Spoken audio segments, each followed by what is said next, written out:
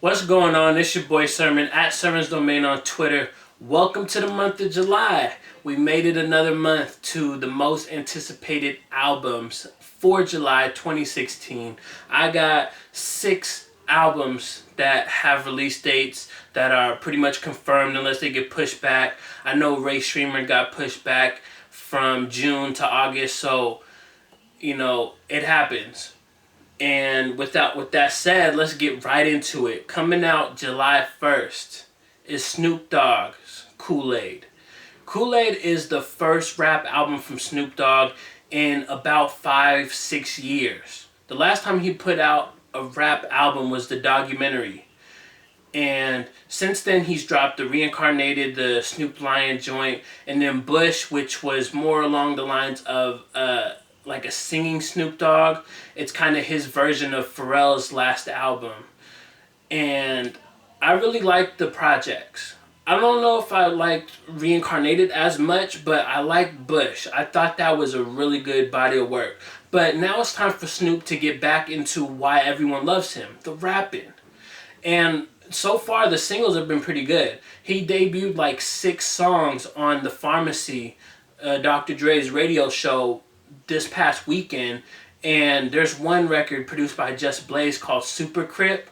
Oh man, that beat is monstrous. I love it so far. And I just kind of skimmed through these records because I don't want to, ruin the whole listening experience. I just kind of skimmed to hear what was going on. But this sounds like it could be a promising body of work. I think Snoop sounds like he's rejuvenated, he's having fun again, and he's got the right producers in his corner. He's got guest features from E40, Sugar Free, Wiz Khalifa, Jeremiah. He's got all these different people that he's worked with on this project, and I think it's going to be a surprising album.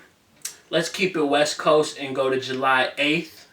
Schoolboy Q, the Blank Face LP.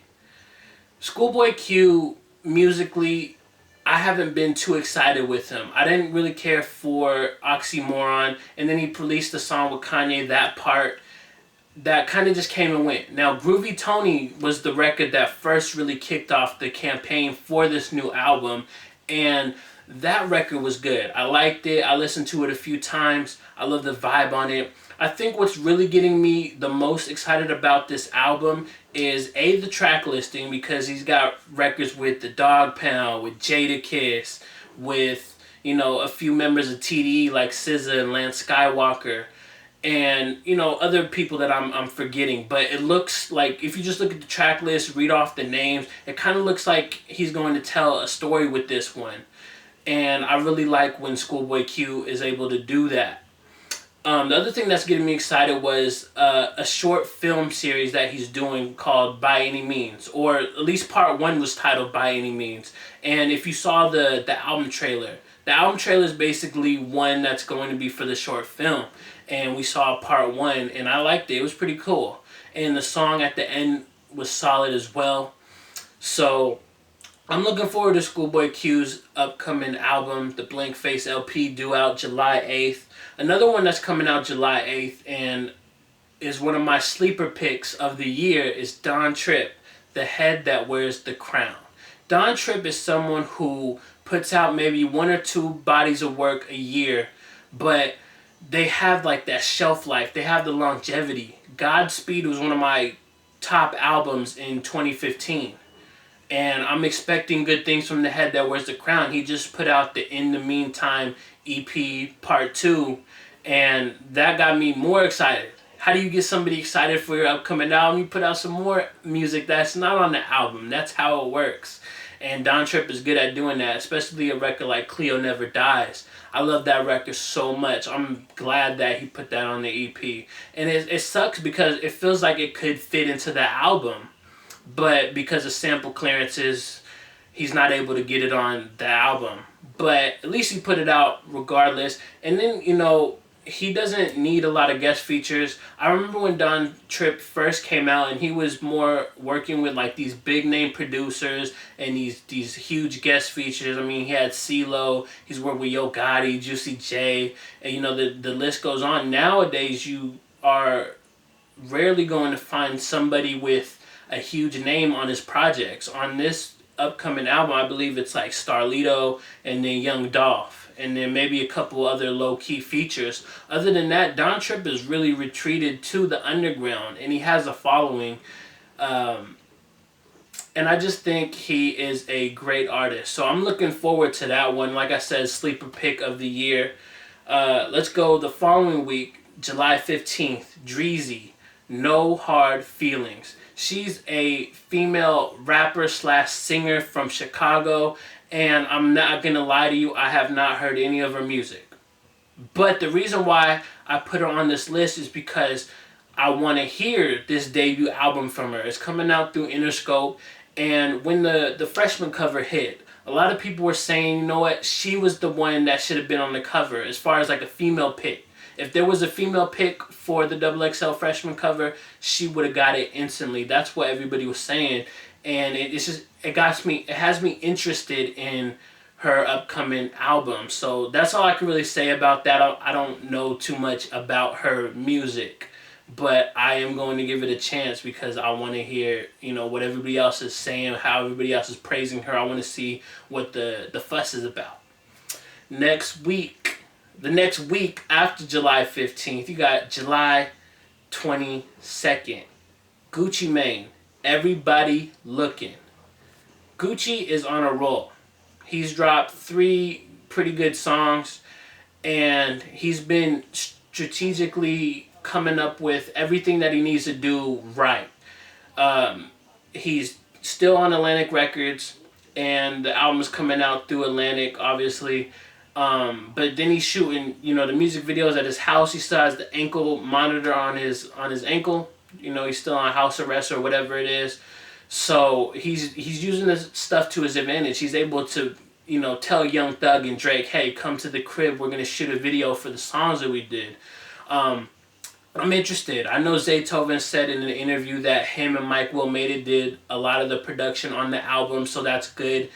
Zaytoven was saying like some of the records sound like that vintage 05, 06 Gucci and Zaytoven collaboration, so that's enough to get people excited right there.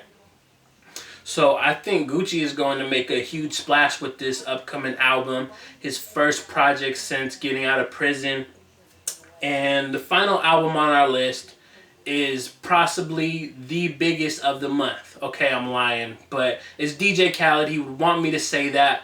Major Key. He's put out 2 big singles with 2 of the biggest artists of this generation and soon to be of all time. I mean, Jay-Z's already there, and Drake can be there one day. You got For Free, the feature with Drake that's gonna, take over the radio in the summer. It's got that whole vibe to it. And then on the opposite end, you got I Got the Keys featuring Jay-Z and Future. And I just reviewed that song, the other day. I reviewed both of those songs. But I'm looking forward to this album because I'm falling into that DJ Khaled hype. DJ Khaled just draws you in. He talks big, and sometimes he delivers, sometimes he doesn't. I mean, the last album had some cuts on it, but the way he hyped it up was like, okay, this doesn't match the hype. I'm starting to feel like maybe the hype can be matched with Major Key. This is easily his most important album to date. It's his 9th album, too. It's crazy to think about how many albums DJ Khaled has. He almost like every year he hasn't missed. There's been like maybe 1 or 2 years since like 2006, 2007 that he hasn't put out an album. Other than that, he's been very consistent. The one thing I want to see on Major Key, and I've said it every time I talk about Khaled in his singles and other videos, I want to see Khaled work with some new artists. I'm not talking about a Bryson Tiller, because Bryson Tiller is already a huge star. I'm not saying go find the next Ace Hood or, try to get Vado on.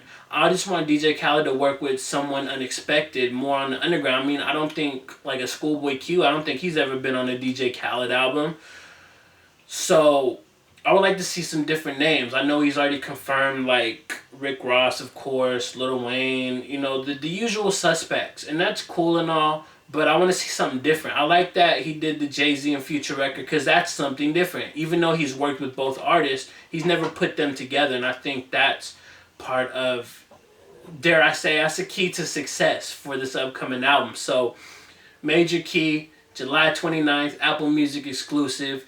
And these 6 albums conclude this month's edition of the most anticipated albums. You got Snoop Dogg, Koolaid on July 1st. You got Schoolboy Q, Blank Face LP, and Don Tripp, The Head That Wears the Crown, July 8th. You got Dreezy dropping her debut album, No Hard Feelings, on July 15th.